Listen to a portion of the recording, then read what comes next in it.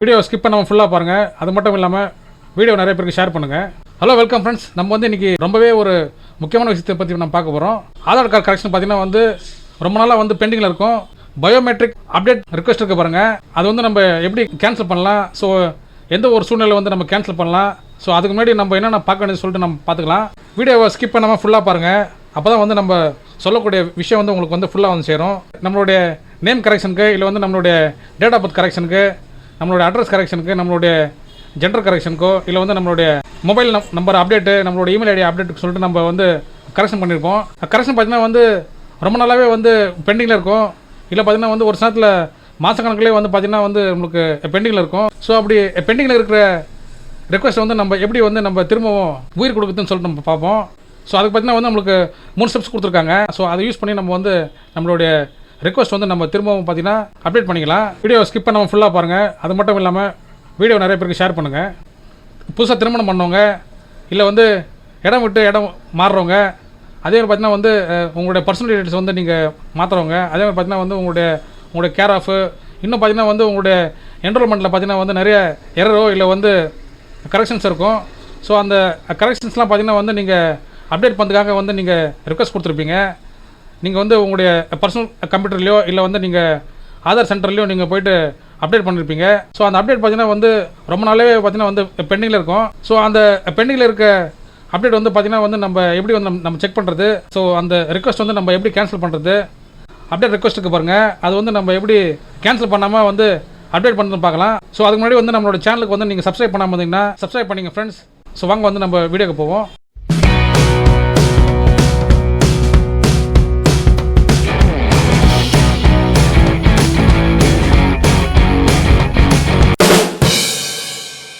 So friends பார்த்தீங்கன்னா வந்து நம்ம இப்போ ஃபஸ்ட் ஸ்டெப் பார்க்க போகிறோம். ஒருவேளை பார்த்தீங்கன்னா வந்து உங்களுடைய கரெக்ஷன் வந்து இன்னும் வந்து அப்டேட் ஆகலைன்னா ஆதார் கார்டு வெப்சைட்டில் வந்தீங்கன்னா கீழே இருக்க பாருங்கள், அப்படியே ஸ்க்ரோல் பண்ணிங்கன்னா உங்களுடைய மவுஸ் ஸ்க்ரோல் பண்ணிங்கன்னா இங்கே லெஃப்ட் சைடில் கீழே இருக்க பாருங்கள் டோல் ஃப்ரீ நம்பர் இருக்கும்.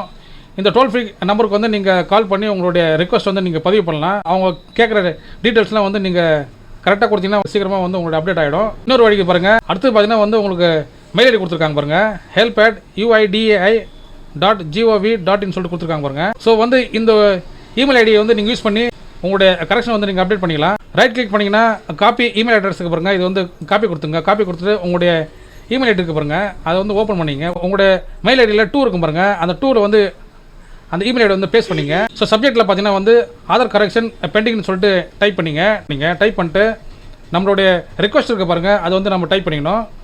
ஸோ இங்கே பார்த்தீங்கன்னா வந்து ஆதார் என்ரோல்மெண்ட் சொல்லிட்டு டைப் பண்ணிங்க. டைப் பண்ணிட்டு as I had updated my Aadhaar card for name correction, அதாவது பார்த்தீங்கன்னா வந்து நேம் கரெக்ஷனுக்காக நம்ம வந்து கொடுத்துருப்போம். டெமோகிராஃபிக் அப்டேஷன் சொல்லிட்டு டைப் பண்ணிங்க. which is still in process for a long time, அதாவது பார்த்தீங்கன்னா வந்து நம்மளுடைய ப்ராசஸ் பார்த்தீங்கன்னா வந்து ரொம்ப லாங் டைமாக பார்த்தீங்கன்னா வந்து ப்ராசஸ்லேயே இருக்குது. ஸோ அதனால் வந்து பார்த்தீங்கன்னா வந்து எனக்கு வந்து ரொம்ப எமர்ஜென்சியாக தேவைப்படுது. ஸோ அதனால் வந்து என்னுடைய ரெக்வஸ்ட் வந்து சீக்கிரம் வந்து அப்டேட் பண்ணி கொடுங்க அப்படின்னு சொல்லிட்டு நம்ம கேட்போம். ஸோ அது வந்து நம்ம எப்படி ரிக்வஸ்ட் பண்ணி நம்ம கேட்குறதுனா ஆதார் என்ரோல்மெண்ட் சொல்லிட்டு மேலே டைப் பண்ணிங்க. டைப் பண்ணிட்டு as I had updated my Aadhaar card for name correction, demographic updation which is still in process for long time, as it is an emergency need, I kindly request you to solve the pending issues as soon as possible. Thank you அப்படின்னு சொல்லிட்டு type பண்ணிங்க. Type பண்ணிட்டு உங்களுடைய டீட்டெயில்ஸ்லாம் வந்து நீங்கள் கீழே வந்து பார்த்தீங்கன்னா வரிசையாக வந்து நீங்கள் என்டர் பண்ணுற மாதிரி இருக்கும். அப்டேட் ரிக்வஸ்ட் நம்பர் சொல்லிட்டு டைப் பண்ணிவிட்டு அதோடைய நம்பருக்கு பாருங்கள், அது பக்கத்தில் வந்து என்டர் பண்ணிங்க. அவங்களுடைய ஆதார் நம்பருக்கு பாருங்கள், அதை வந்து ஆதார் நம்பர்னு சொல்லிட்டு அது பக்கத்தில் வந்து டைப் பண்ணிங்க.